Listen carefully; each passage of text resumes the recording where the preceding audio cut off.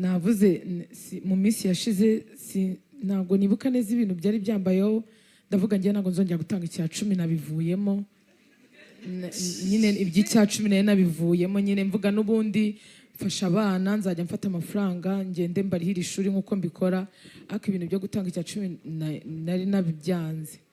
Ejo rero yari ari kwigisha nkazaza numva nyine ninjye nyine arimo aravuga ndongera ndavuga ngo Imana imbabarire zaza nanga icya 10 kuko akazi mba nakabonye n'amafaranga mba nayabonye kandi nyine Imana ni kwera nizerera cyane mu cya 10 iyo ngitanze mbona nyine ibindi bintu byiza byinshi ndavuga nyine ejo ngomba kongera gutanga icya 10 uko mvuye ku kazi ngatanga icya 10. Hanyuma rero nyine arongera aratwigisha yuko Imana idashaka kutwima amafaranga kubera ko hari abandi bantu tuba turi bufashe nababayeho nyine kubera twebwe nyine numva nongeye kumva nyine nzajya nguma uko mbonye amafaranga uko mba mfite amafaranga pe ndayakorera muri weekend mba mfite amafaranga menshi.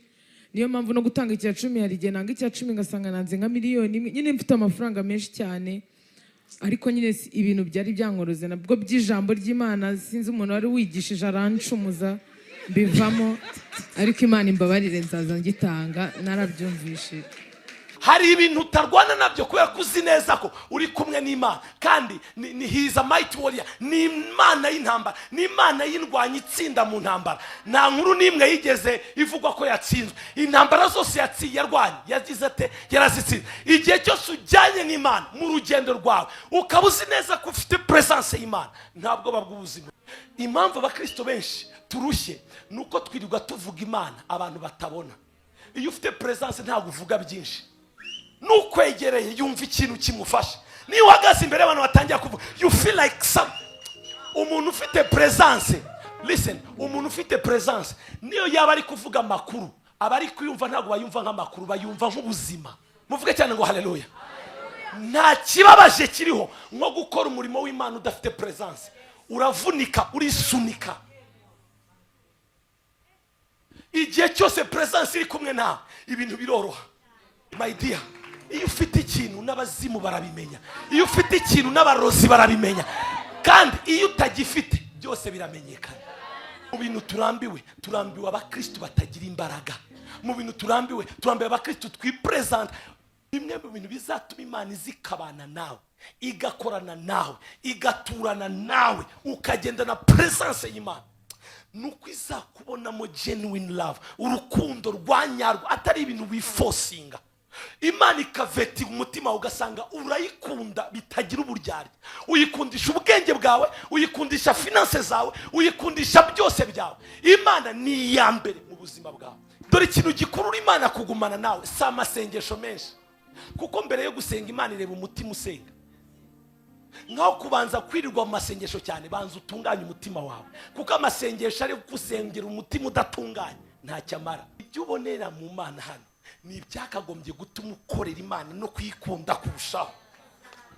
Let me tell you, niyo mpamvu abantu benshi batarasobanukirwa rino banga. Imigisha yanyu impamvu itinze, Imana irareba umutima wowe. Ubona umugisha w'Imana ku buzima bwawe, komeza kuyikunda no kuyereka ko ibintu mpaye ntabwo bizakunjuraho.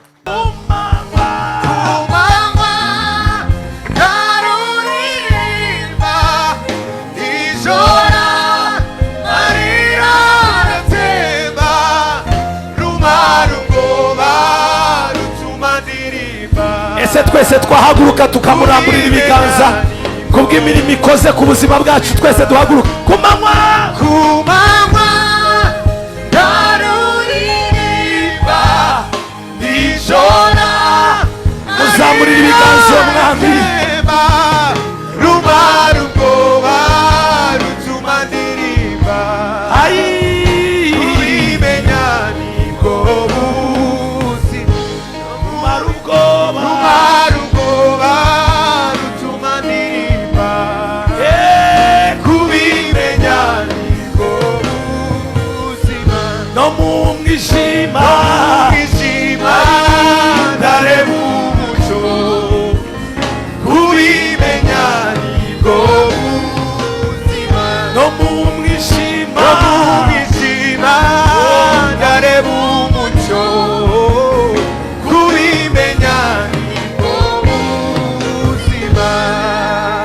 zamura ibiganza byawe umushimire uwo mwami. Ubwe ngo urakoze kunkiza, urakoze kumvana muri ubu buzima, urakoze kunyinjiza mu bundi bwiza mu izina rya Yesu. Zamura ijwi ryawe umushimire uwo mwami, just amasegonda makeya. Umushimire ubwe ngo urakoze papa, urakoze papa, urakoze kubw'umuryango wanjye, urakoze kubw'umuryango wanjye, urakoze kubwa business yanjye, urakoze kubw'umuhamagaro wanjye, urakoze kubwa finance zanjye uzuye, urakoze kubw'abana banjye ugendereye, urakoze kubw'urugo rwanjye usubije andi mahirwe. Urakoze papa, urakoze papa, mu izina rya Yesu, amen. Twicarire.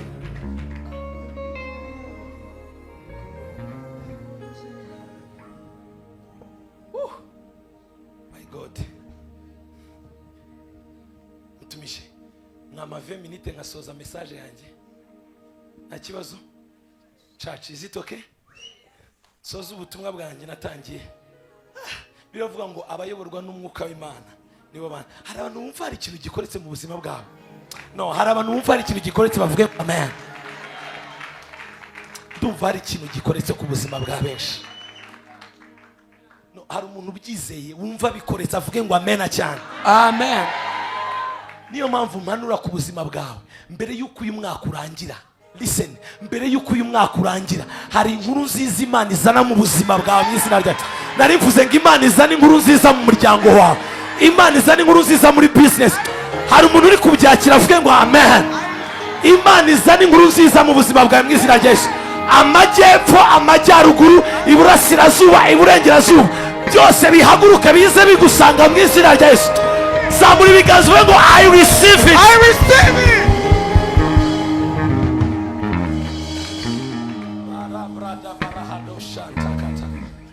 Tuva hari ikintu gikoretse. Hari indwara zikizwe umugora mu buryo budasanzwe.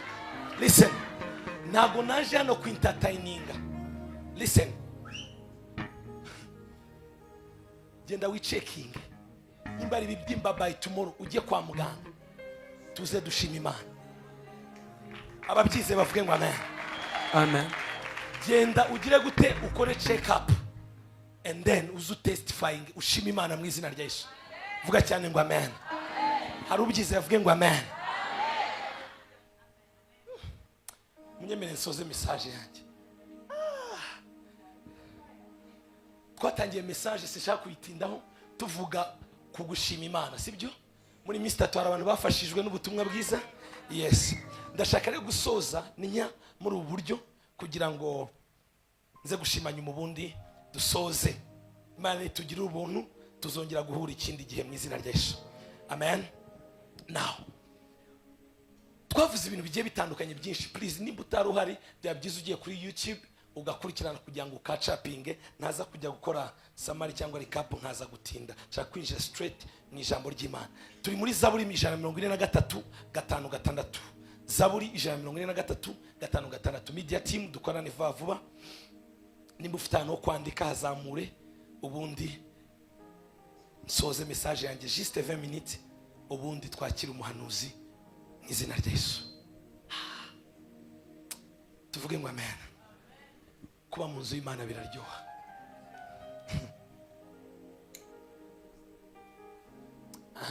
Zaburi 143. Nibutse iminsi ya kera nibwira ibyo wakoze byose, ntekereza umurimo w'intoke zawe. 6 niho nshaka cyane. Nkuramburira amaboko, umutima wanjye ukugirira iki? Inyota. Urebe umutima wanjye ukugirira iki? Inyota. Nk'igihugu kiruhijwe n'iki? N'amapfa. Now, ndashaka gusoza message yanjye gutya. Please look up. Muvuge ngo amen. Gushima Imana, iri hame twavuze ryo gushima Imana mu bwami bw'Imana. Mbibutsa ko twinjiye mu bwami, ubwo bwami burimo amahame agiye atandukanye. Muri ayo mahame harimo iri hame ryitwa gushima Imana. So nababwiye ko buri hame ryose riri mu bwami hari imbaraga z'Imana zisupportinga iryo hame. Mani magambo, kuzuza ihame mu bwami hari imbaraga z'Imana ziherekeza iryo hame, kandi iryo hame rikaguhesha iki? Umugisha, sibyo? Tuvuge ngo amen. Now, rino hame rero rizana umugisha mu buryo budasanzwe iyo utangiye kurikora. Twagiye tuvuga ibintu byinshi bigiye bitandukanye, uburyo ushimamo Imana, n'ibindi bigiye bitandukanye. Ndashaka rero kuvuga ikintu cya nyuma nkagisorezaho. Iri hame ikiri kintu nahishuriwe cyangwa se mwuka w'Imana yamishuriye, nuko ihame ryo gushima Imana rizana presence y'Imana mu buzima bw'abantu. Vuga cyane ngo amen. Amen. Nago muraza vuga ngo cyane amen. Amen. Ihame ryo gushima Imana ryemvokinga jengejinga rizana presence y'Imana. Mani bagamba ntago ushobora gushima Imana ngo Imana isigare mu ijuru. Iyo ushima Imana, Imana iramanuka mu bumana bwayo ikabana nawe. Tuvuge cyane ngo amen. Iyo umukristo asobanukiwe presence y'Imana, iyo umukristo asobanukiwe ikintu kizana na presence y'Imana, iyo usobanukiwe kugendana na presence y'Imana, let me tell you something. Hari ibintu utarwana nabyo kuko presence y'Imana ikubanziriza. Hari ibintu utarwana nabyo kubera kuzi neza ko uri kumwe n'Imana, kandi ni he is a mighty warrior, ni Imana y'intambara, ni Imana y'indwanya itsinda mu ntambara. Nta nkuru n'imwe yigeze ivugwa ko yatsinzwe. Intambara zose yarwanye yagize ate yarazitsinze. Igihe cyose ujyanye n'Imana mu rugendo rwawe ukaba uzi neza ko ufite presence y'Imana, ntabwo babw'ubuzima ugira. Reka mbere ku mugabo wahishuriwe presence y'Imana. Exodus ni ukuva 33:14. Hari abakunzi b'ijambo bavuge ngo amen. Amen. Hari abakunzi b'ijambo bavuge ngo amen. Amen. Exodus 33:14. Twagiye dusome. Aramusubiza ati, uyu ninde? Ni Mose wasengaga. Aramusubiza ati, ubwanjye nzajyana nawe. Mwabikabonye ariko murahari. Vuga cyane ngo amen. Aramusubiza ati, Imana isubiza Mose, ubwanjye nzajyana. Ntabwo uzajyana na marayika, ntabwo uzajyana n'abamarayika, oya, njyewe ubwanjye Imana nzimanukira nze mbane nawe. Vuga cyane ngo amen. Nkugire gute? Nkuruhure. Imana izi kuruhure mu izina rya Yesu. Uze kunyibutsa kugusengera no kuguha message yawe. Vuga cyane ngo amen. Imana yakumvisha ibyo wasengeragaho kandi. 15. Mose aramubwira ati, ubwawe nutajyana natwe ntunkundire, ntugira gute? Nudukure. Mu cyongereza babivuga neza, nabona NKJV. Mose yahisemo nko kugira ngo dutware imitwe twenyine tutari kumwe nawe, gumana natwa. Beta tuguma nko kugira ngo tugende tutagufite. Umva umugabo wahishuriwe presence. Listen. I said unto him, if thy presence go not with me, carry us not up here. Donc, nutajyana natwe. Subiza kuri 14. Umve mu cyongereza. And he said, my presence shall go with thee. Let me tell you something. Igihe cyose utarasobanukira ububwiru bwa presence y'Imana, ibintu Imana yagakoze, ibintu Imana yagakoze ku buzima bwawe, listen, bigenda bigabanuka. Ugira intambara nyinshi zikakuremerera kubera iki? You are not covered. Ariko uri kumwe na presence. Mose yabwiye Imana, nutajyana natwe ntaho tujya. Bishatse kuvuga iki? Gutangira urugendo utari kumwe na presence y'Imana nukunyagwa zigahera. Kandi abantu benshi bibuka presence y'Imana batangiye guhura n'intambara mu rugendo. Najya mbibutse ko Imana ni alpha na omega, itangiro niki ni iherezo. Mani magambo ihe isoza ibyo yatangiye. Nimba ari wowe wabyitangiriye baga wifashe. Ariko nimba ugiye kuyitangira kazi kwa Imana, iyi projet ngiye gutangira sinshobora kugenda tutari kumwe. Imana iramanuka nkuko yasezeranye Mose, niko nawe yasezerana nawe. Abati humura, muri urwo rugo nzabana nawe, muri iyo business nzabana nawe, muri ako kazi nzabana nawe. Iyo ujyanye presence y'Imana imvune ziba nkeya. I'm coming. Mfite abantu mberekeza. Ibyakozwe n'intumwa 10:38. Ureba abantu bari barasobanukiwe ubwiza bw'Imana, bari barasobanukiwe presence y'Imana. Hari umuntu wavuga ngo presence of God. I can hear you shout presence of God. Ngagiye mu Faransa. Faransa ni cya Papa Philibert hari ababugurishije. No, ibyakozwe n'intumwa 10:38. Media team. ni irya Yesu w'i Nazareti, uko Imana yamusutseho umwuka wera. Uyu ni Petero uri kuvuga amakuru ya Yesu y'ibyabaye na Yesu, mukurikira neza. Yamusutseho umwuka wera niki? N'imbaraga, akagenda agirira abantu neza, agakiza abo Satani atwaza iki? Abo Satani atwaza iki? Wumva ibanga, wumva ibanga. Kuko Imana yari iri kumwe nawe. Ntago nkumva kuko Imana yari iri kumwe nawe. Mwandi bagamba, impamvu Yesu yakoreshejwe iby'ubutwari, ntago yari ari wenyine, yaharahagararanye n'Imana. Mwandi bagamba, igihe cyose usobanukiye presence y'Imana, igihe cyose ufite presence y'Imana mu buzima bwawe, trust me, let me tell you something. Mu rugendo ni byiza kugendana na presence. Hari igihe umuntu yibwira ko Imana iturimo, ariko hari indi dimension yaho ugendana n'Imana. You get my point? Tuvuge cyane ngo amen. Igihe cyose utasobanukiwe, utari kumwe na presence, uravunika. Let me tell you something. Uzaruhuka ryari? Igihe presence izakujya imbere. Ukeneye Imana ko mugendana, apana kuyivuga. Impamvu abakristo benshi turushye nuko twirirwa tuvuga Imana abantu batabona. Iyo ufite presence ntabwo uvuga byinshi, nukwegereye yumva ikintu kimufasha. Niyo uhagaze imbere y'abantu batangira kuvuga, you feel like some. Umuntu ufite presence, listen, umuntu ufite presence niyo yaba ari kuvuga amakuru, abari kuyumva ntabwo bayumva nk'amakuru, bayumva nk'ubuzima. Wakira ubuzima, you catch something mu muntu ufite presence. Ikibazo mu byo dukora turumagaye kubera ko nta presence dufite, ariko nitwizuza rino hame ryo gushima Imana, presence izamanuka. Nugenda ugendane nayo, nuvuga uvugane nayo, baririmbyi n'umutangira kuririmba, presence imanuke. Muvuge cyane ngo haleluya. Nta kibabaje kiriho nko gukora umurimo w'Imana udafite presence. Uravunika, urisunika. Igihe cyose presence iri kumwe nawe, ibintu biroroha, ibintu birakoreka. Ariko nusiga presence, trust me, Dawidi yari yarasobanukiwe, amaze gukora icyaha abwira Imana ngo ntungureho umwuka wawe, ngo don't cast me away of your presence, ntunjyane kure yo kubaho kwawe. Donc yari yarasobanukiwe, nubwo nakora ibibi ariko ndagusabye presence yawe ndashaka kuyigundi. Uzima hari icyo yari yarayisobanukiwe. Ndebera mugenzi wa mubwira ngo you need the presence of God. No mubwira ngo ukeneye presence y'Imana, ukeneye kubaho kw'Imana mu murimo ukora, ukeneye kubaho kw'Imana mu muryango wawe. Somebody shout hallelujah. Nago ndakuvuga cyane ngo hallelujah. Presence, gushima Imana bizana presence. Let me tell you, iyo ufite presence hari ibintu udafakinga, hari ibintu udafakinga. Reka mbabwire, uzi uko ushobora gufakinga ibitangaza? You can fake miracles, you can fake prophecies, you can fake everything, but you can't fake presence. Papa, if presence is there, is there. If not,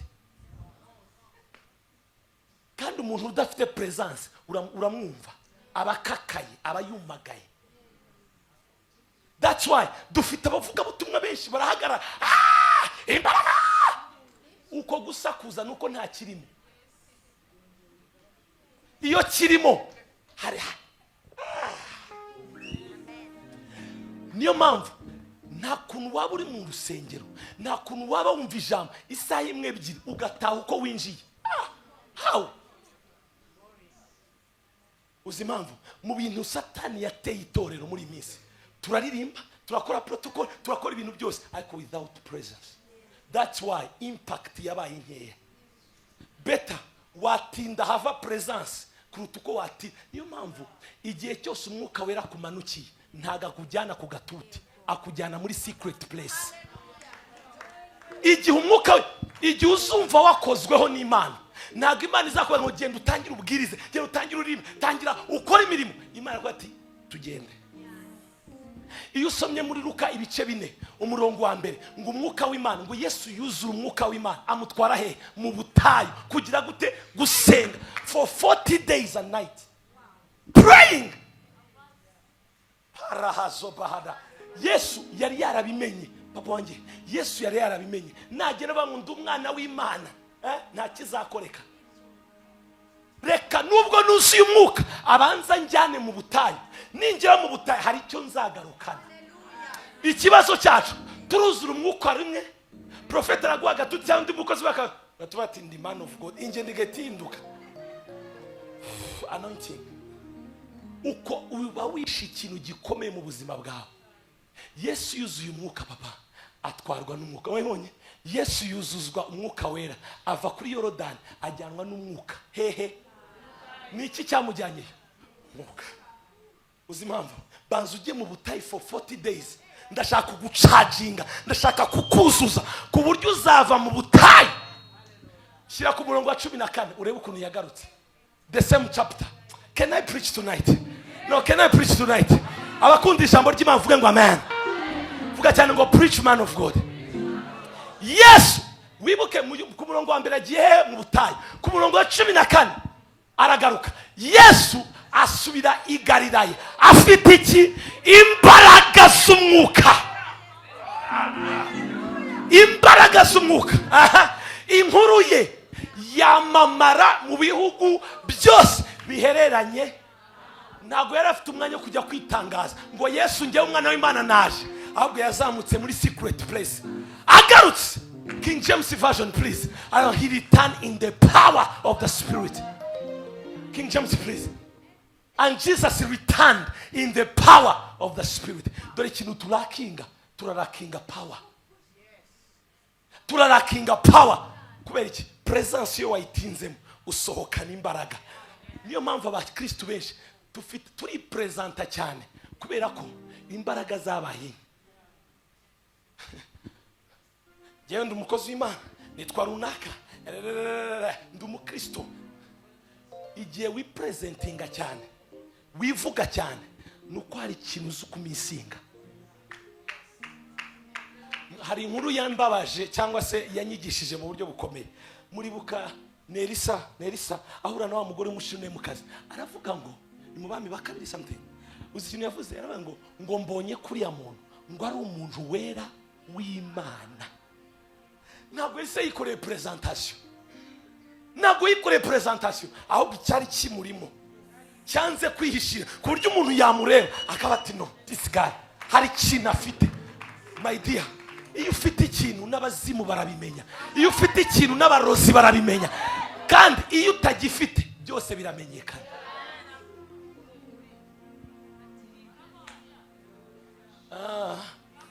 Muvuge ngo amen. Can I teach you guys? Let me tell you, iyo gihari kiba gihari, kandi ukimenya ryari bitewe naho wavuye. Iyo utinze muri presence hari ibintu bidahishika. Baririmbye, iyo utinze muri presence ntabwo ngo fata dongo abacuranzi beza ababi, no, ufata microphone gusa ukirambura ijwi ukumva igicu, ukumva ikirere kiramanutse. Ntabwo ari ukubera ijwi ryawe ryiza, ni ukubera imbaraga ziherekeza ijwi ryawe. Kuko ikitugirira akamaro si amajwi yanyu meza, ikitugirira akamaro ni umwuka ubakinga. Gutraininga voice ni byiza, ariko ntabwo bihagije. You need something, you need to carry something. Niyo mpamvu twujuje aba performers benshi.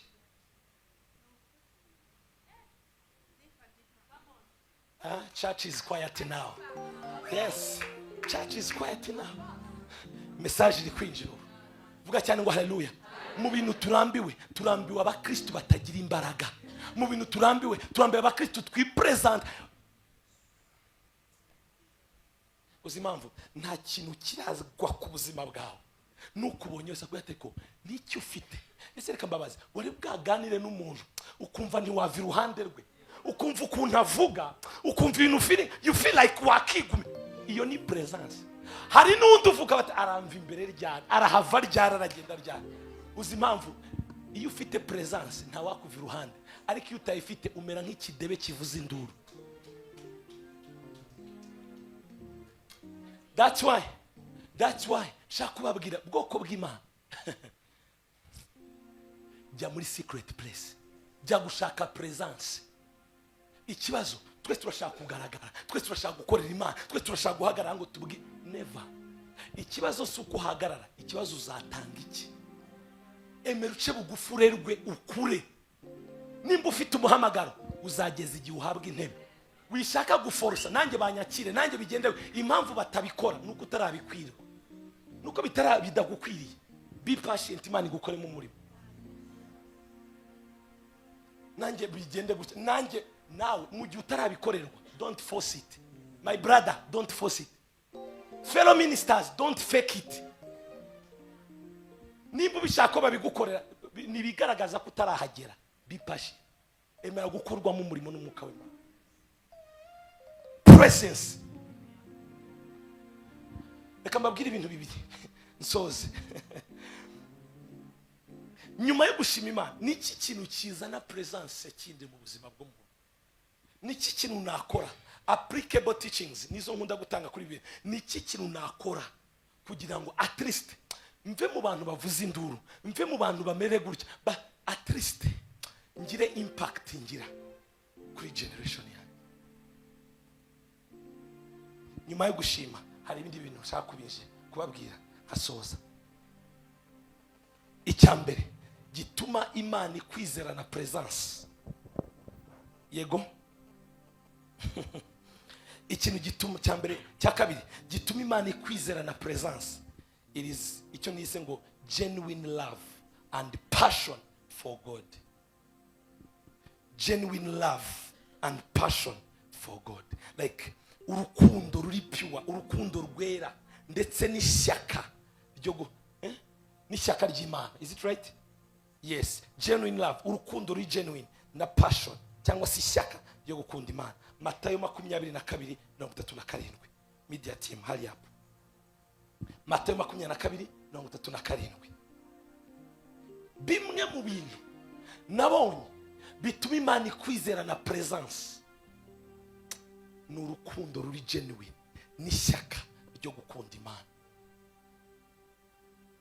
Uko iminsi 22, please 22:37, not 24.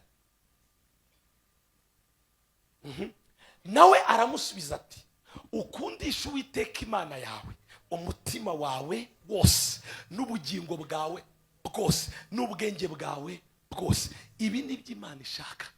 Let me tell you, bimwe mu bintu bizatuma Imana izikabana nawe, igakorana nawe, igaturana nawe, ukagenda na presence y'Imana, nuko izakubonamo genuine love, urukundo rwanyarwo, atari ibintu wiforcinga. Imana ikaveti umutima ugasanga urayikunda bitagira uburyarya. Uyikundisha ubwenge bwawe, uyikundisha finances zawe, uyikundisha byose byawe. Imana ni iyambere mu buzima bwawe, ishyaka ryo gukunda Imana. Let me tell you, Imana ntabwo ireba ko ufite impano, Imana ireba ko ufite umutima muzima. Let me tell you, Imana ntabwo ari injiji yo kukwizera, kugushyiraho ibitangaza, ikagushyiraho amavuta, ikagushyiraho ubuntu bwawe, ikagushyiraho amafaranga, ikaguhabira. Imana ibanza kureba umutima wawe. Iyo umutima wawe uri correct, Imana irakwizera n'ibisigaye byose. Ikibazo cyacu, imitima ntabwo dukunda Imana biri genuine, ntabwo tuyifitiye passion, ishyaka. Yesu yigeze gusanga abantu bagurishiriza inzu bayihinduye ikiharya, iguriro.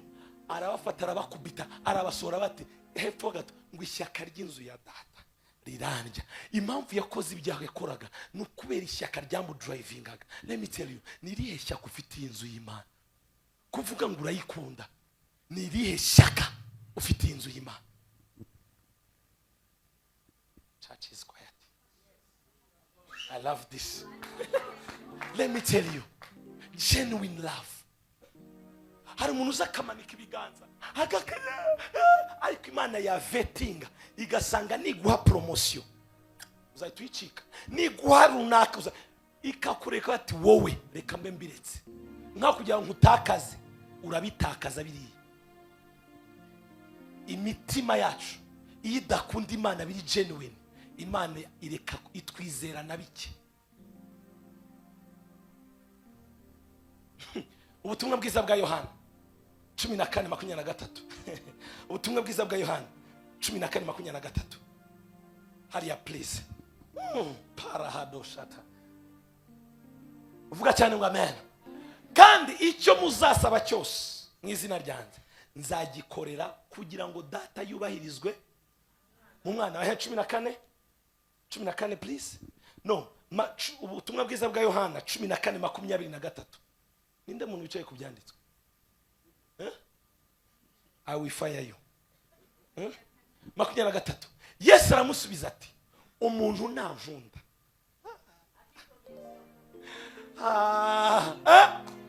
umuntu nankunda azitondera ijambo ryanjye na data azamukunda tuzaza aho ari tugumane nawe. Dore ikintu gikurura Imana kugumana nawe si amasengesho menshi, kuko mbere yo gusenga Imana ireba umutima usenga. Nkaho kubanza kwirirwa mu masengesho cyane, banza utunganye umutima wawe, kuko amasengesho ari gusengera umutima udatunganye nta cyamara. Umuntu nakunda data, umuntu nankunda azitondera ijambo rya na data azamukunda. Umva karakara, tuzaza nge na data tuzaza aho ari tugumane. Umutima ukunda Imana ni ugumana n'Imana. Reka nkusabe iki kintu muri iyi minsi 7 turi hano, mu gihe Imana ibikora ibikomeye ku buzima bwacu, tangira uveti mu mutima wawe, urebe umutima wawe by'ukuri ukunda Imana. Ureke kwigirisha, ureke kwitekera, by'ukuri sincere. Do you really love God? Ibaze papa, uzuko Petero Imana igiye kumuha umuhamagaro ukomeye w'itorero rya mbere, ntabwo yamubajije ko yuzuye umwuka, yamubajije Petero urankunda? I want to trust you. I want to trust you with anointing. Wibuke Petero bamuzaniraga amafaranga ku birenge. Imana shaka kumwizera n'ama dimensions atandukanye, ariko ikibazo ifite urankunda. Reka nkubaze, Imana ko kwikubajije iki kibazo wayisubiza ute? Reka nkwereke ikintu kigaragaza ko ukunda Imana. Ndashaka kubaraza mudasinziriye. Reba ikintu cy'agaciro ufite gikomeye. Urebe Papa Philippe, Imana ashaka kureba umutima wa Abraham. Mwibuka amasezerano Imana yari yaha Abraham, muri wowe nzaguhesha umugisha isi yose. Muri wowe amasezerano yose uko ari 7 gutya. Imana yabate banza ufata umwana wawe Isaka, ninjye wamuguhaye, reka ndebe koko wamusubiza. Aramutwa Imana yagira ngo uramuti para joking. Reka da yaramukundaga biriseri, amufata umugore we atabizi, araceceka, aramutwa n'abagaragu ajyana bati mwe muguma hanganza amukanye n'umuhungu wawe. Bageze ku gasongera, mwana mubaza ko mbona ufite ibindi byose, igitambo kirihe? Imana irirongera, arasasa bati ni wowe gitambo, jyaho. Azamuye icyuma, marayika araza aramufata. Imana bati mbonye koko. Let me tell you, kugira men bakozi b'Imana turi hano, mukurikire n'abadukurikiye online, ndabizi ko mukurikire. Let me tell you, hari ibintu Imana itadukoresha itabanje kurondora imitima yacu. Hari amavuta tutakoreramo cyangwa se operation tutakoreramo, Imana itabanje kuvetinga no kureba no kurondora imitima yacu. Let me tell you, reba cya kintu cy'agaciro ufite. Mundebe amaso yose nandebe. Reba wikwijijisha, ndeba mundebe, ndabategereje mundebe. Ayitanya kureba ndagutegereje. Reba cya kintu gikomeye Imana ikubwiye ati Imana ikaze kabati give it to me. Tutanja kwa jina la Yesu nate na ya Prophet Imana, ijwi rikagaruka, ni njyewe ntago watewe, tanga. Imana yigeze kubikorera umutipe wari umukire Papa Philippe. Haramura bati ngenda shaka kugukurikira, amategeko yose ya Mose narayitondeye, byose bimeze neza. Warabyitondeye ati okay, genda ugurisha ibintu byose ufite unkurikire. Basaga nkaho bamuteye icumu ati ngirene. Yesu avuga ngo biragoye ko umutunzi yakwinjira mu bwami bw'Imana kuruta uko ingamiya yakwinjira mu rushinge, mu ruzuru ry'urushinge. Ibaza yanze kurekura ubutunzi kugira ngo abone. Kandi Paul wibuka ukuntu yamubonye, yaravuze ngo ibyarindamu yanjye byose nabitekereje ko ari igihombo. urumva secret yuko Paul yakoreshejwe kuruta izindi ntumwa. Yanditse ibitabo 13. Murankurikira neza? Abandi uhereye kuri Petero yanditse udutabo 2, Petero 1 na 2 nabwo dutoye. Reba impact Paul yagize.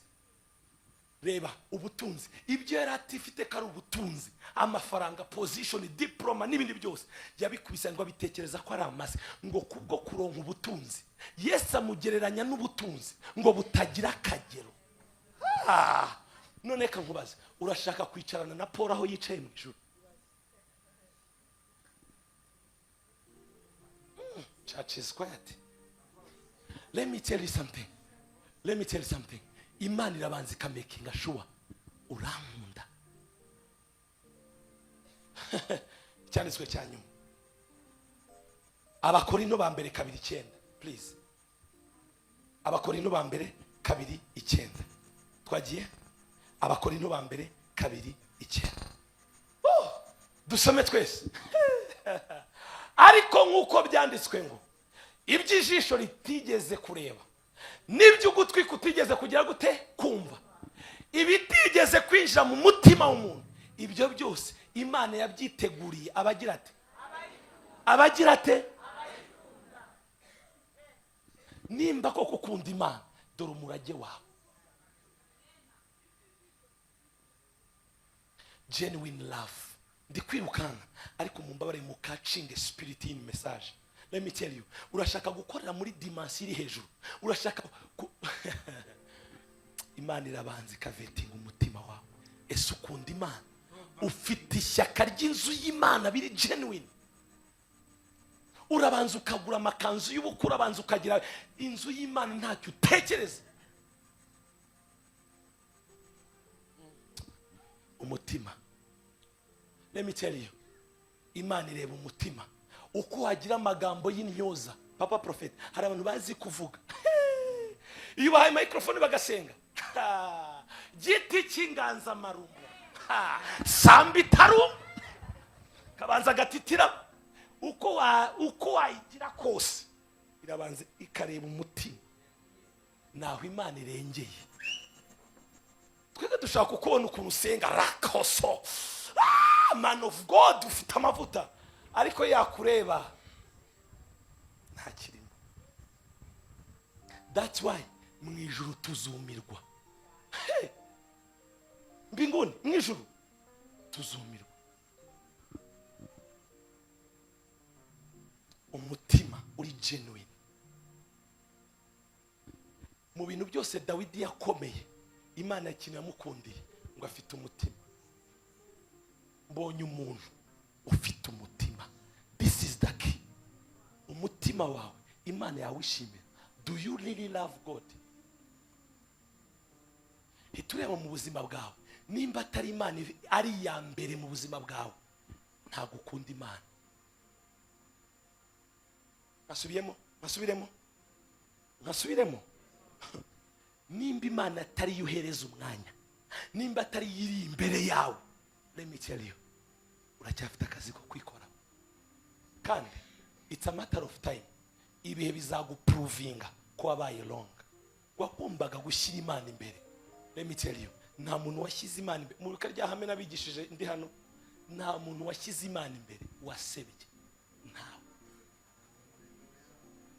Washaka amafaranga, washaka urugo. Hari abantu babonye ingo zibavana mu rusengero. Hari abantu basengeye akazi bakikabona nitubaheruka. Hari abandi basengeye business Imana ikiziba bacaho. Uyu munsi no gutanga icyacu no gushyigikira umurimo w'Imana, kandi ari aha batabariwe, baranaje bagahagarara. Turashima Imana ya Prophet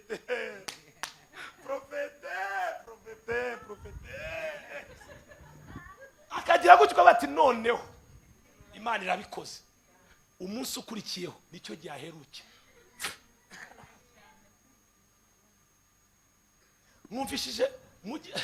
Mwumvishije abantu bashimye Imana ibitangaza bagiye babonera hano?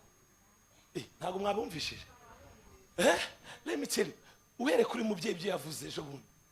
Let me tell you, ibyo ubonera mu Mana hano ni ibyakagombye gutuma ukorera Imana no kwikunda kurushaho.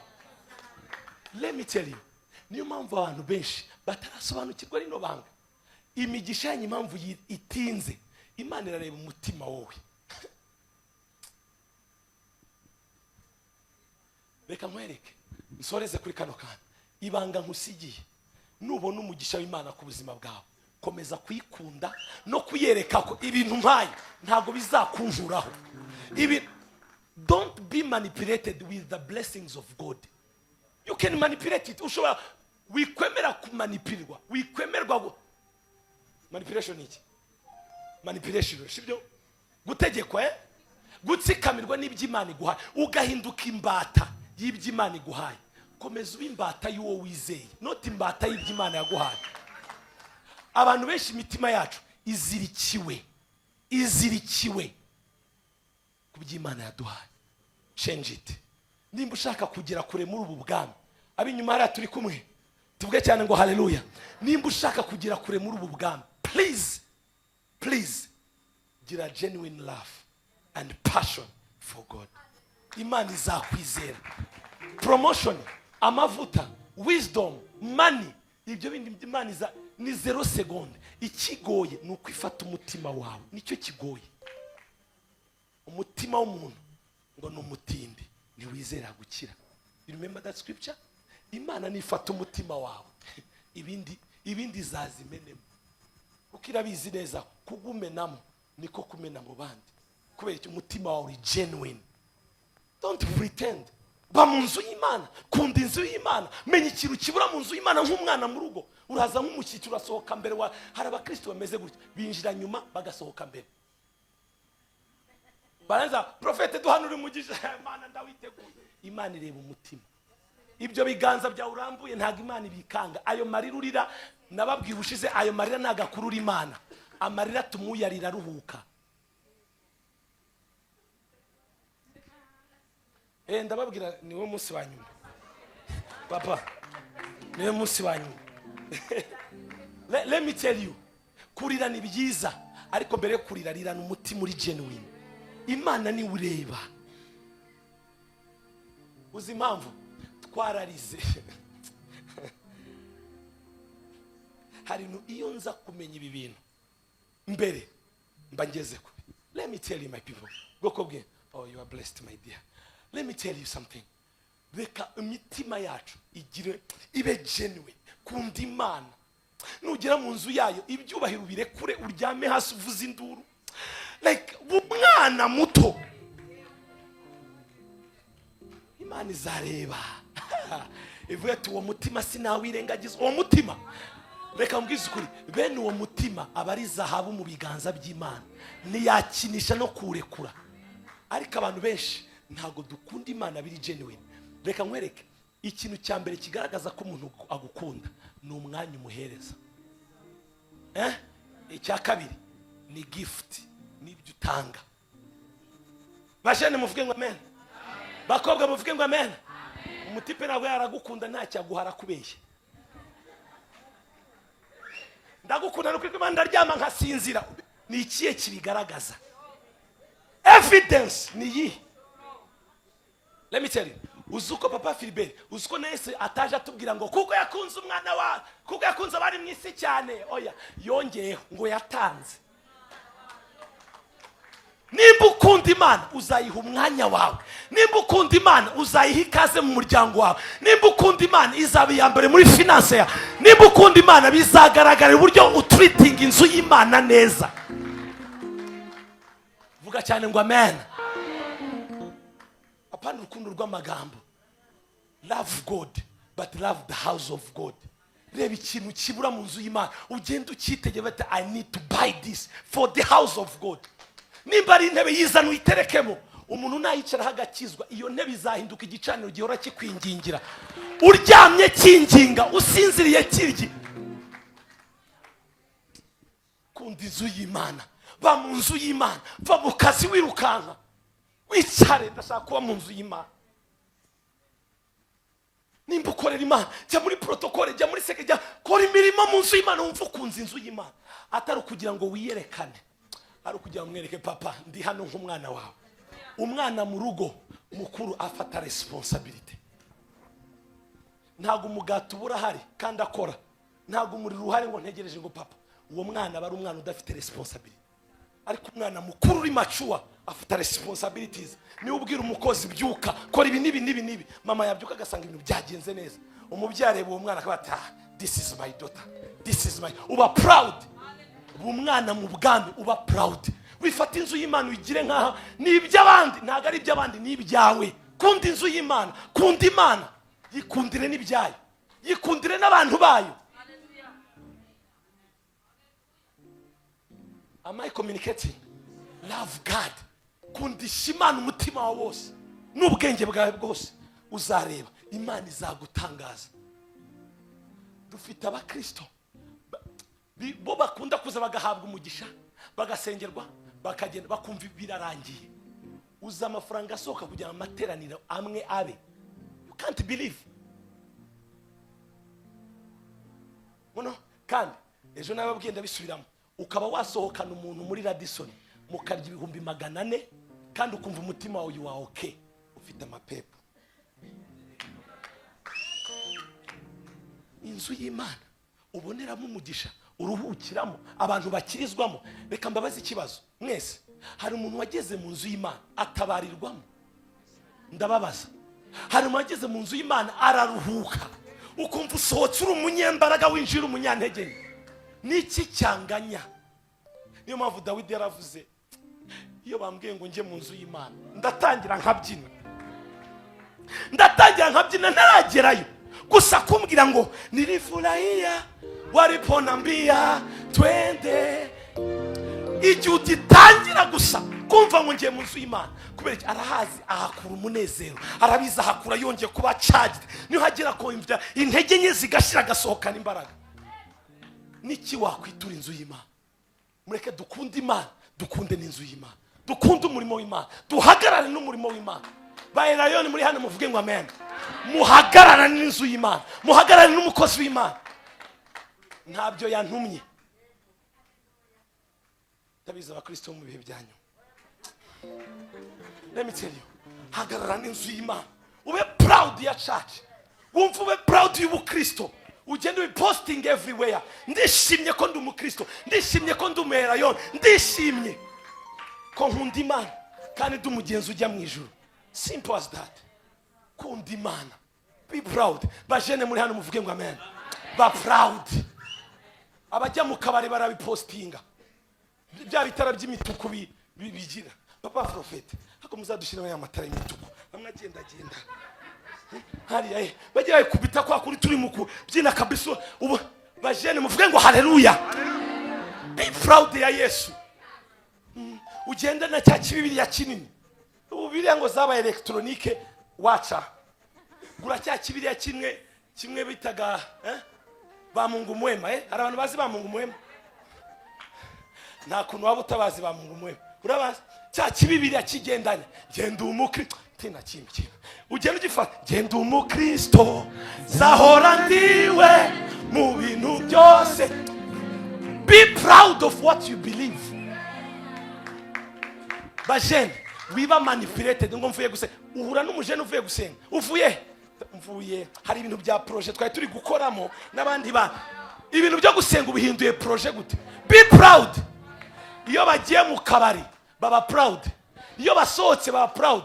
Ntago mnyamubona Snapchat ukuntu mama atwitse. Gira mu nzu y'Imana ufata ga selfie kala sota lalas. Be proud. Rega baradukanze nawe bamahe urababona bagenda bidunda yo man. Wo habyo mu rusengero uri umukoraliste. Agenda yidunda kuri umubona yidunda, ari kwidunda nta na sense yidundana mu mufuka. Ni carte ya bisi. Ariko nta kiza nko kwidunda. Widunda na Kristo yangiriye neza. Kristo yatabaye ubuzima bwanyu. Kristo. Be proud. Sinzi impamvu ndi kuvuga ibi bintu, ariko bajene muri hano, be proud of Christ. Ntago akoze zishoni. Paul yavuze ngo ubutumwa bwiza ntago bunkoze isoni, ngo ahubwo ni imbaraga. Barahadosh. Ba mama, be proud. Posting iby'Imana. Vuga ubutumwa kuri stati yawe. Apana gushyiraho amarira muri gihe cyawe kiza. Hari ibintu ubona abantu kuri ntago nkomeza posting ibintu by'ibitente bimeze, no, posting ibyanditswe nusoma aba yumva ijambo ry'Imana. Jya kuri YouTube kata ka video k'umukozi w'Imana, shyiraho abantu basubizwemo imbaraga. Buriya n'ubutumwa bwiza uri gukora nawe urayipostinga. Ubwo rero hari abandi rero babasirimu ngo twe ntago tujya dupostinga, nta mwanya dufite wa posting, kandi ukagira umwanya wo kureba ibyo abandi ba postinze.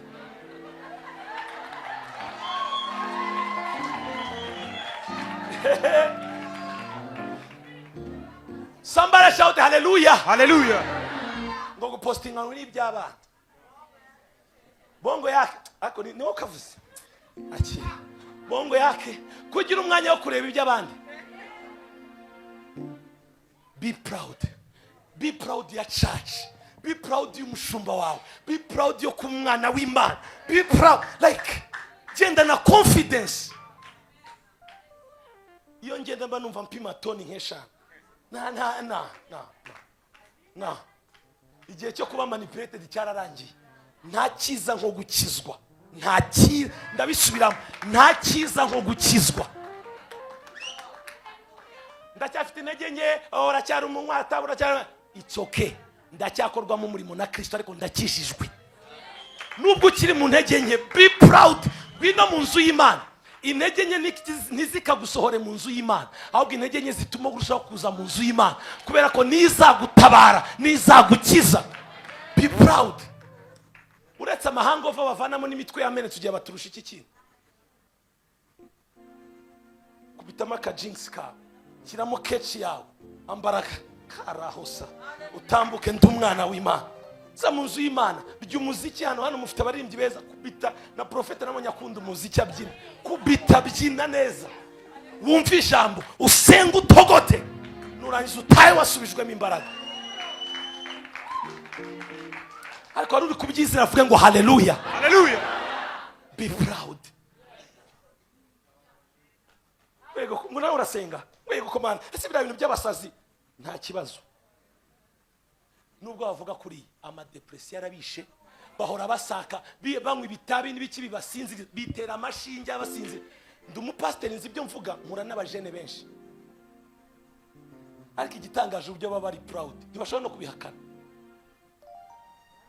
kandi bari gupfa, destiny zabo ziri gupfa. That's why komba gukora uyu murimo. Umuntu utarakizwa mu bana muzane mu nzu y'Imana, mubwiriza ubutumwa bwiza. Niyanga muzane Prophet araharazamwemera. Namuzumingamo gacyo, vuga ngo zum. Vuga cyane ngo hallelujah. Sana abantu bararushye, nubwo bari muri makeup, nubwo bakwereka ko bameze neza, they are dying, they are suffering. I'm telling you. Genuine love.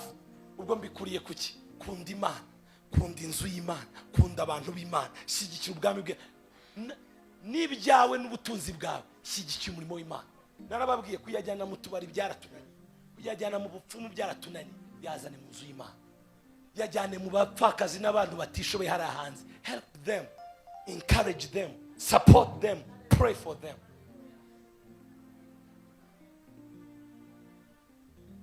Cya nyuma ni igiki kizana urukundo rw'Imana, I mean presence y'Imana.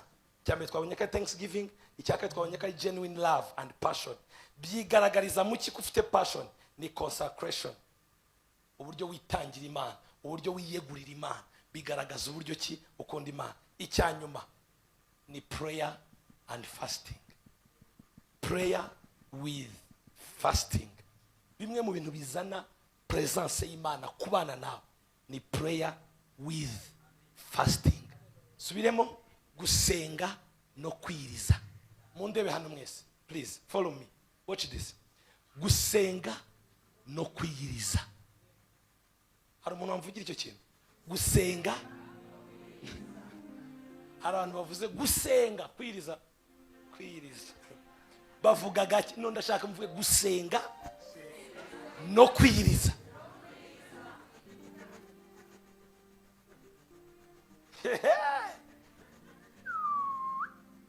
twateguye iminsi 7 yo gusenga no kwiriza, ariko abana bo ntago twase.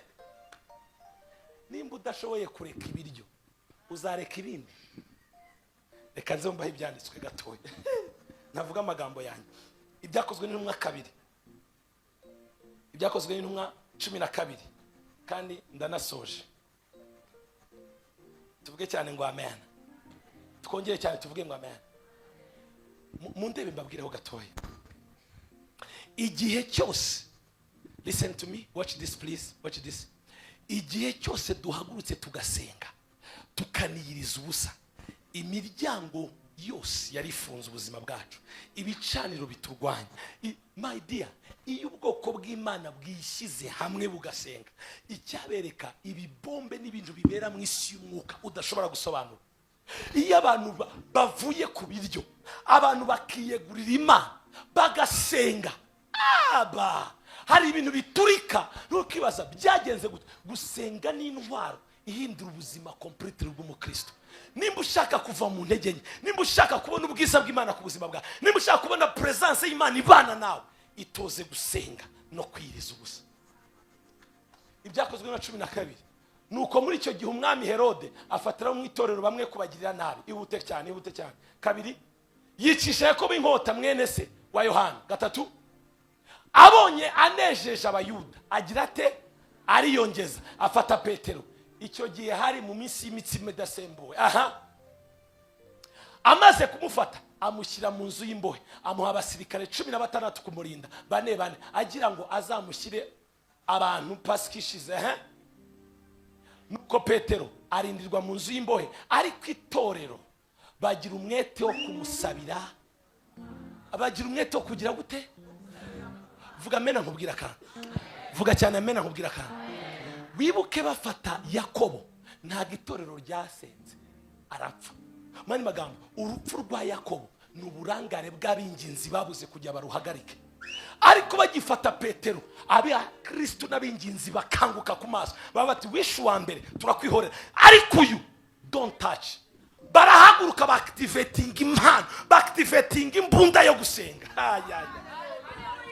Bose bajya hamwe, bose barakorana, baratogota, bahamagara Imana. Umva icyabaye. Watch this. Next 3:6. Barasenga. Vuga ngo gusenga. Ijwi rya riracyari hasi, vuga ngo gusenga. Reka Satana kumve n'abadayimoni, vuga ngo gusenga. Herode yari bumusohore. Iryo joro Petero yari asinziriye hagati y'abasirikare 2, aboheshejwe iminyururu 2, abarinzi nabo bari ku rugi barinda inzu y'imbohe. Nuko marayika w'umwami Imana ahagararaho, umucyo waka mu nzu. Marayika akoma Petero aramumbavu, aramubwira ati byuka n'ingoga. Iminyururu imuva ku maboko iragwa. Reba umurimo wo gusenga. Marayika aramubwira ati kenyera ukwete inkweto zawe. Abigenza atyo, arongera aramubwira ati wifubike umwitero wawe unkurikire. Watch this. Bari gusenga batazi kiri gukoreka. Guma kuri icyo cyanditswe, batazi kiri gukoreka. Kumva uko basengaga niko bahaga oda marayika. Mani magambo, isengesho ni itegeko kuri marayika wawe. Iyo usenze ubutanga command kuri marayika, go and do this. Bamarayika bacu barahagaze, babuze akazi ko gukora kubera ko tutarabaha command. Igihe bari gusenga, bari kwiriza ubusa, nicyo gihe marayika yagiye abumbura, afungura gereza, afungura iminyururu yose. Umva igitangaje. Komeza hepfo 9. Rukana arasohoka aramukurikira, ariko ntiyamenya ibyo marayika akoze ko ari iby'ukuri, ahubwo agira ngo abirose mu nzozi. Banyuze ku barinzi ba mbere no ku ba kabiri, bagera ku irembo rikingishijwe urugi rw'icyuma rijya hehe mu murwa, rurabakingukira ubwarwo. Barasohoka banyura inzira imwe, uwo mwanya marayika amusigaho. Listen, hari ububata, hari iminyururu uzavamo nusenga. Pray. Gusenga no kwiriza ubusa bituma presence y'Imana imanuka ku buzima bw'abantu. Let me tell you, nusenga presence izagendana nawe. ntabwo uzasakuza nk'umuringa usakuza, no, uzavuga buri muntu yumve icyo ashaka, yumve message. Kubera iki? Ntabwo uvugiraho. Niyo mpamvu niyo tumaze gutegura turyama kuri message, we pray. Man of God, pray. Ministers of the gospel, please pray. Ntabwo turwana n'abantu bafatika, turwana n'imyuka y'ahantu ho mu kirere. Birenze indirimbo turirimba, birenze amagambo tuvugira hano kuri pulpit, turi kuhangana n'imyuka y'ahantu ho mu kirere. Please mureke dusenge. Muri bino bihe bya nyuma bakristo ni tudasenga dufite ibibazo bikomeye. Pray. Va mu bunebwe, va mu gutinya ngo niyiriza bizajya iyiriza ubuta. Hari umuntu utangira kwiyiriza saa 4 za mu gitondo agatangira agasheki, I'm dying. Mwagashyushye agakombe gatoya ufatireho. Uko ukora practice bigenda biza. Ntuzabikora nk'udafite ubwenge. Hari abapfiriye ku misozi. Be wise. Kumva intege nke zawe. Drink something which is soft, akantu gato koroshye ariko ukomeze. Train yourself. Train yourself. Biravuga muri Timoteyo, Paul abwira Timoteyo ngo kwitoza kubw'umubiri ngo bigire umumaro kuri biki, ngo ariko kwitoza kubaha Imana. It's all about practice. Itoze ariko va mu ntege nke. Mama senga, reba ibitero ufite mu muryango wawe, reba urugo rwawe ukuntu uri kujya. Papa pray. Abana banyu bari kugana henyu mutabasengera. Muri no siri kuba mbi gutya nudasengera abana ba. Wibwira umwana ngo ujye gusenga, senga umwana kwigireho. Umwana ntago bamwigisha bamubwira ngo kora iki, bamwigisha akora, imitating, arigana. Nusenga umwana wazaza kure, nujya ujya gusenga ujya ufata umwana wa karabahata. Pfukama, umunsi uzaba udahari papa wa travelinze, umwana azasigara ku izamu. Ati papa njya mubona pfukama, let me agapfukama. Pray. Kurerera muri kino kinyejana ababyeyi biragusaba gusenga. Don't joke. Isiri kuba mbi, Satani ari gukoresha imbaraga nyinshi, biradusaba natwe kubyuka tugasenga. Yesu yabwiye abigishwa mu munani kubana nanjye saa imwe, ngo imitima nikunze, ngo areke imibiri iranze. Uwo mubiri w'utraining, byuka togota. Mu gihe abandi bari kugona basinziriye, byuka rakasopa kankarahata. Ukutogota hari presence kiri kukwicaraho. Umunsi wasohotse aba bizahita bigaragara ko hari ahantu watinze. Muri kino gihe dore uyu murimo, mana yanjye reka soze sinabivuga nzabirangiza, but let me tell you, prayer will give us power. Gusenga bizaduha imbaraga. Muri kino gihe abanzi bameze nabi, you need power. Ntabwo ugikeneye amagambo, you need power. Yuhagaze ukavati mu izina rya Yesu bihagarare. Ntagara amagambo abihagarika. Ni systeme wubatse mu isi y'umwuka ikuvuga wasohorijwe. Ntabwo mwibuka abana baskewa bagiye kwirukana daimoni ngo mu izina rya Yesu, ngo Paul avuga ngo sohoka. Murabyibuka icyo cyanditswe ngo mu izina rya Yesu Petero avuga. Daimoni ziravuga ati Petero uvuga turamuzi, Paul uvuga mu isi y'umwuka turamuzi, wowe urinde. Muzi ko izina rya Yesu atari ryo ryirukana abadaimoni. Hana abantu njya mbona muri deliverance bafata Bibiliya, sohoka. Bibiliya ntabwo ariyo yirukana daimoni. Daimoni yirukanwa na status wubatse mu isi y'umwuka. Pray. Mama, pray. Va mu bitotsi, va mu kuryamira, pray. Uburiganya bwaza. Yesu yabwiye abigishwa be musenge mutagwa mu moshya. Let me tell you, intwaro Satani akoresha na moshya. Pray. Bajene musenge. Ibiduhiga hano hanze ni byinshi. Satani akuzanira opportunities zirenga 100. Nudasenga uzagwa mu buriganya bwa Satani. Please pray. Iyambura ubunebwe. Charge your spirit. Pray.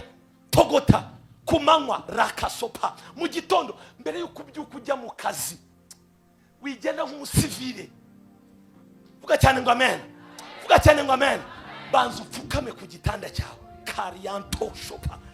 Ufata abana bawe barambureho ibiganza, muzakomera muri ibi bihugu mu isi ryanjye. Ubanza ubavuge ijambo. Let me tell you, watura ijambo ku munsi wawe. Nkunda kuvuga akakana, umwuka ugutanze igitondo cyawe niwe mwuka uganza umunsi wawe. Satani nagusanga utaratura ijambo azagushyiriraho ibye. banza ufata umwana wawe bire kumujyana mu bikoma no mu madushe ngo witege ujye kwishyura. Twakererewe, wibyuka ukererewa, no byuka kare, sharahata, banza utogote. Hari umuntu uri kubyumva avuge ngo haleluya. Intego yanjye rino joro ni ukubacaginga mwese mugasohoka no mwabaye abanyembaraga mu gusenga. Muvuge cyane ngo haleluya. Byuka mu gitondo, atura business yanjye uyu munsi ndahura n'abantu umugisha, akazi kanjye ndirukana imbaraga izarizo, banza ureme. Ubundi nurangiza ubyuka ukandagire mu munsi wawe. Uyu ni umunsi Imana yaturemeye kugira ngo twishimiremo. We quoting icyo cyanditswe nta seed wa plantinze. Before you quote scripture, plant the seed. Nurangiza ujye mu kazi, uzaza ureba imiryango, ukiwugeraho umuryango uhinduke sensa, ukikubona uyifungure winjire. Kubera iki? You planted something. Abana bawe, mama wibatongera muri bicucu mwago mwiga nkago, no, it's over. Ibira ni imyuka, basange mu cyumba basinzire karahata. Hari gihe mfata agahungu kanjye nijoro kasinze nkakaje ka koko sha, nta brage hatima ngwiki, nkamufata nkati wowe uzakorera, nkamufata rero wowe you will serve the Lord. Kakandeba, what's going on? Receive it. Don't joke. Nuko mutaza gahinda k'ababyeyi bafite abana babo bari mu biyobyabwenge. Nugire ngo wawe rero ari immune. Isengesho nizo rizamuha ubudahangarwa. Nabibona bone ubizi impamvu hari urubuto wamubitseme mbere ko isi ishaka kumubika mu rundi rubuto. Mutangira kiri kare ku myaka 2 hanura ijambo rya gihanuzi ku buzima bwe. Mungu wanjye arabizi ko ari prophet, arabizi. Kandi ni uko bigomba kugenda. I don't joke.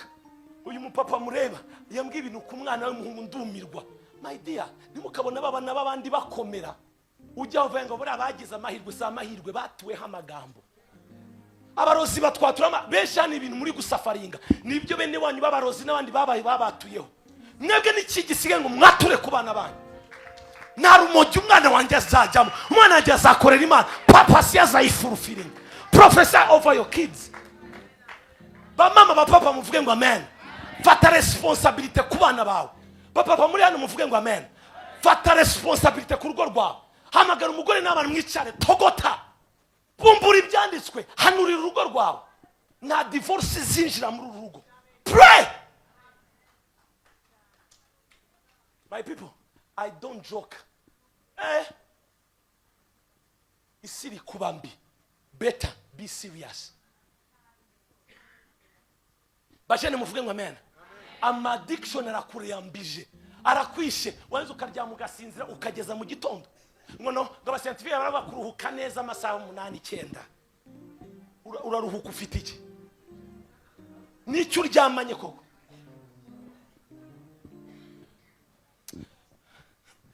Papa Philippe, uzuko mu ndebe mbabwira akantu kanyuma ndashoje. Abavuga butumwa dusoza buri kanya. Munyumve. Muziko Yesu, Imana yarakoze biravuga ngo igeze ku munsi wa 7 igira gute?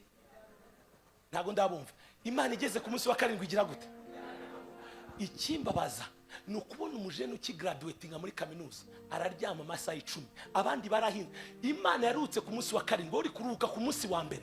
How? Umunsi wa 7 si iminsi, ni igihe Imana irangirije umurimo. Igihe urangirije umurimo nicyo gihe uruhukiraho. Uraryama urangije bachelor's uyu munsi, uri kuryama amasaha n'umuntu ufite PhD, wubatse business, wubatse status muri society, afite shop ikomeye, baramuhamagara ngo turashaka iki. Wowe nibwo ugitangira uri kubyuka saa 4 za mu gitondo. You are joking. Bajene baba Kristo nicyo gihe dufite umugisha w'Imana, dukoresha imitekerereze yacu, dukoresha amaboko yacu. Kumana nago du presenting amasezerano, kumana du presenting imirimo y'amaboko, Imana ikayiha umugisha. Work, think, plan, pray. Uzabona hano Imana ikugeza. Don't joke. Nago resulta zizanwa n'umugisha. Nago wicaranga ibintu bizaza. Imana yavuganye nanjye, yaramganirije. Hari n'abapfuye batabonye ayo masezerano. Be serious. Pray about your future. Pray about your husband and your wife. Abari single muvuge ngo amen. Pray yo.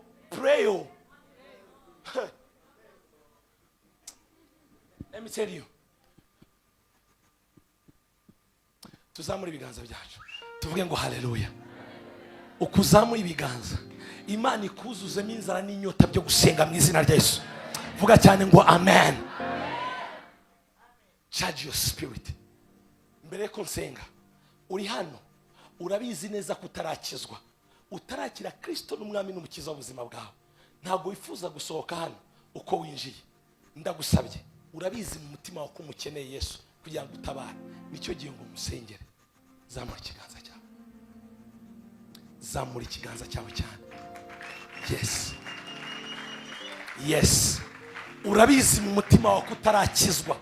Ukeneye Yesu ngo akuruhure. Niwe wenyine byiringiro by'ejo hazaza. Haguruka ku maguru yawe wazamuye ikiganza. Thank you my brother. Nababonye hariya please stand up. Hari nabo nabonye hariya please stand up. Urabizi neza kutarakizwa. Stand up. Yes. Izi nizo mbaraga z'ubutumwa. Tuvuge cyane ngo haleluya. Listen. Nta wundi usigaye muri congregation. Urabizi kutarakizwa. Mu mutima wawe urabizi. Urabizi ko ukeneye Yesu ngo akuruhura kugire neza. Niyo mahirwe nkuhaye. Haguruka ku maguru yawe. Haguruka.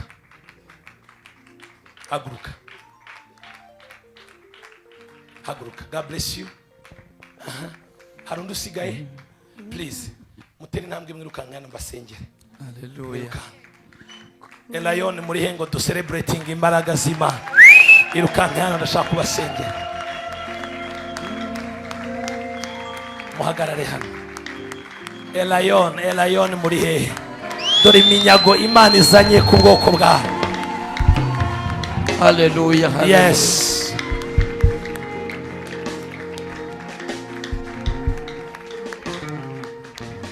Imana ibaha umugisha. Guys, mundebe gatoya. Umunsi umwe nanjye nari mpagaze nkuko muhagaze. Ntazi ibyiringiro by'ejo hazaza. Ntazi uko nzaba meze mu buzima bwanjye. None uyu munsi Imana yangiriye neza. Ushobora kuba utazi ibyo urimo. Ushobora kuba uruhijwe n'ibindi byose bigiye bitandukanye. Ariko hari umwami w'amahoro waruhura ubuzima bwawe. Uko ugiye kumwakira uraza kugenda ubona ubuzima bwawe buhinduka daily. Imana ibaha umugisha. Twapfukama bitabagoye. Tuzamura ibiganza. Vuga ngo mwami Yesu. Amajwi yanyu sindayumva, vuga cyane mwami Yesu. Ndakwakiriye. Umbere umwami n'umukiza w'ubugingo bwanjye. Nihakanye Satani n'ibikorwa bye byose bibi. Kuva uyu munsi mbaye umwana w'Imana. Kuva uyu munsi mbaye icyaremwe gishya. Mwami Yesu, nkwijeje umutima, nkwatuje akanwa ko wapfuye ukazuka ku bwanjye. Kubw'iyo mpamvu mpawe impano y'ubugingo buhoraho.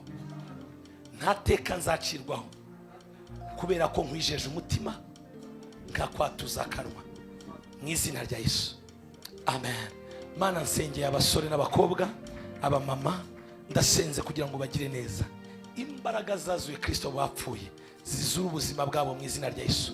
Mwami Yesu, ubarebane n'amaso meza, ubafashe kandi ubagire neza. Mwuka wera, ndabaguhaye ngo baragire mu izina rya Yesu. Ubiteho kandi ubayobore. Tugukomeye amashyi menshi tugushima ku bwabo mu izina rya Yesu. Amen. Stand up. Mushobora kureba uriya mupapa, mukurikire uriya mupapa. Reka tubakomere amashyi ya Lion, mubakurikire.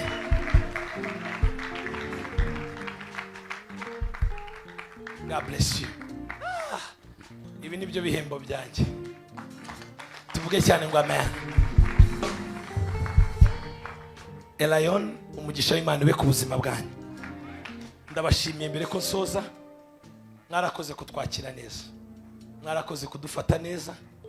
Prophet, Imana iguhe umugisha. Uyu mugabo ni umugabo w'Imana mu buryo butangaje. Simubizi. Warakoze kuduha ino platform. Turasenga umutima Imana yaguhaye. Imana ikomeze ukurindire mu izina rya Yesu. Prophet, no muntu uzumva atakubwira nabi ku bandi bantu. n'umuntu nkunda kumubwira ati yihorera mu birere, ntiwamenya ngo aranezerewe, ntiwamenya ngo arababaye, wihorera mu birere. Mwabibonye namwe, sindamubona yarakaye cyangwa yababaye, biba bitangaje. Ni ukuri Imana iguha umugisha kubw'uwo mutima udasanzwe wo gukunda Imana. Ikindi, uzatinya umuntu ushyigikira amavuta y'abandi, aba ari ikintu gikomeye. Umuntu utarwanya umuntu, undi tumenyereye ko umuntu arwanya undi kugira ngo amuzamukireho, ariko ibyo bintu ntabwo ari imico myiza y'ubwami bw'Imana. Let me tell you, abayelayon mumwigireho. Muranyumva? Uyu mugabo akunda Imana, uyu mugabo atangira Imana, uyu mugabo je byarancanze, sinzi Mathieu ukozemo, ariko let me tell you, uyu mutima turawukeneye mu bwami bw'Imana. Icya kabiri, mbone no gushima na timu yose, entire team, muhaguruka mukarara amajoro mumushyigikira. Ntago muzaregreta. I'm telling you, ntago muzicuza. Nta muntu wasavinze amavuta waviriye maho, kereka uwirangayeho nka gihazi. Let me tell you, mukomeze mwubahe umukozi w'Imana, mukomeze mushyigikire icyo Imana mushyizemo. Let me tell you, hari ikintu kimwe maze kubona, I'm sorry kubivugira hano, character yiwe, uburyo ateye yatuma benshi bagwa. Murabyumvishe? Ikintu cya mbere kugwa ku muhanuzi ntago ari ukumuvuga nabi, ni ukumenyera amavuta. Elayon ibyago mufite, bura iyo muza gushumbwa n'umushumba sava, ariko gushumbwa n'umuhanuzi ni ikindi kintu. Imana niduha umugisha, nzaza nigisha umurimo wa gihanuzi. Umurimo wa gihanuzi ni ikintu gikomeye. Let me tell you, bamwe mu gihazi cyamwishe suko yatutse umuhanuzi, yamenyereye amavuta. Ikibabaje rero kuri uyu mukozi w'Imana, character ye, uburyo ameze, uburyo yisekera, uburyo ibije byose, ni umuntu nyine ari cool. Rero wowe kwa kundi uza cool ntumenye limits, naho hantu gwira. Ntawe ukina n'amavuta, uzakire n'umuntu ariko ntuzakine n'amavuta. Let me tell you, God bless you. Let me tell you my people, hari iki kintu nkibonye iyi minsi maze hano. Let me tell you, be aware.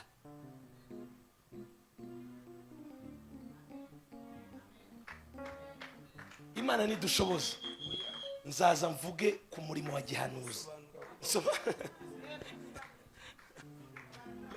Muvuge ngo amen. Kubera character afite, ngiye byarantangaje.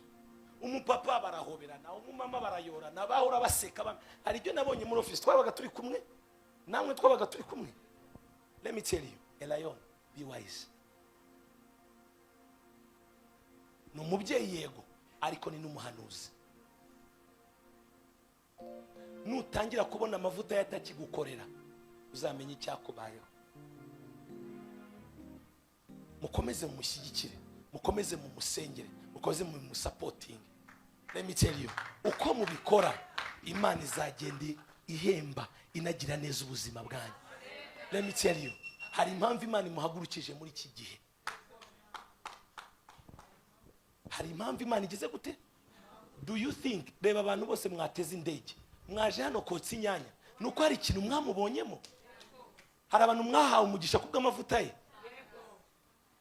Reba ubuhamya muri gutanga. I was crying. Hari ibintu Satani atakora, mu mbaraga za Satani atakora. Satani yazanywe no kwica, no kwiba, no kurimbura. None Imana iri gutanga ubuzima. Let me tell you, be aware. Induru ni nyinshi, but be wise enough. Support the man of God. Ibi mbabwira mbibwira ni wanjye. That's why bari hane iri joro ntibashobora guhaguruka ntarava ku gatuti, nibikunda. Let me tell you, support the anointing. Mushyigikire umubyeyi wanyu. Uko mubikora, muri gukora Imana muri we. Azakomeza guhanura, azakomeza gukorera Imana, azakomeza kubigisha afite umutima umeze neza. Mumukunde, mubane nawe, mumusengere n'umuryango we n'umudamu we. Umudamu we ni marayika, sindumva navuga. Mama pastor, ni marayika nukuri, mubasengere, muzi bitero. Let me tell you, Prophet ari cyunamubonyeho, ntajya avuga intambara ahura nazo. Ntago wagira ibi bintu muri uru Rwanda, muri iyi si udafite intambara ntibibaho. Let me tell you, kuba atabivuga ntago bivuga ko zidahari. Kuba atabivuga ahubwo ni role yanyu kugira ngo musenge, mujye ku mavi. Uko Imana ikomeza. Let me tell you, mu muhamagaro wa Mose nubwo yari akomeye ate, yakeneye Arone na kuri. Support him, mumukunde, mumube hafi, mwumve ibyo ababwira, mu flowing muri icyo kirere. I know you guys murajya kure mu izina rya Yesu. Icya gatatu namubonyeho, umuntu ugira inzozi nini ngari. This is another blessing. Abantu barota ibyo arota ni bakeya muri iki gihugu. Umuhanga n'uwifatanya n'ujya kure, kandi umunyabwenge n'ubona ibikiri bito ariko akabona aho bizagarukira. Ukurikiye ubuhamya bwe, twaraganira mu buhamya bwe, nta muntu wavuye nkaho yavuye, wakoreshejwe nk'ibyo ari gukoreshwa. My dear, it takes another power of God. Hari ibintu Satani adakora, hari ibintu imyuka idakora. Ibi mbivuze mu mutima w'urukundo, n'umushumba mugenzi wanjye, mumukunde, mumusapotinge. Nta kintu kiryoshye, let me tell you, mu gihe abandi bakubita abakozi b'Imana, mwebwe mubakunde. Nta gihe kiryoshye nko guhagarara imbere yawe uzi ko uhagaze imbere y'abantu bagukunda. Mu bintu bya mbere nkunda kuri nose ni ukubwiriza mu itorero ryanjye. Uzi impamvu? Ndabizi ko bankunda. You guys ndabakunda. Papa Philibert nguri yaba ruhera ubuhamya. I labor for you, I prayed for you. Uzi impamvu? Nziko Elion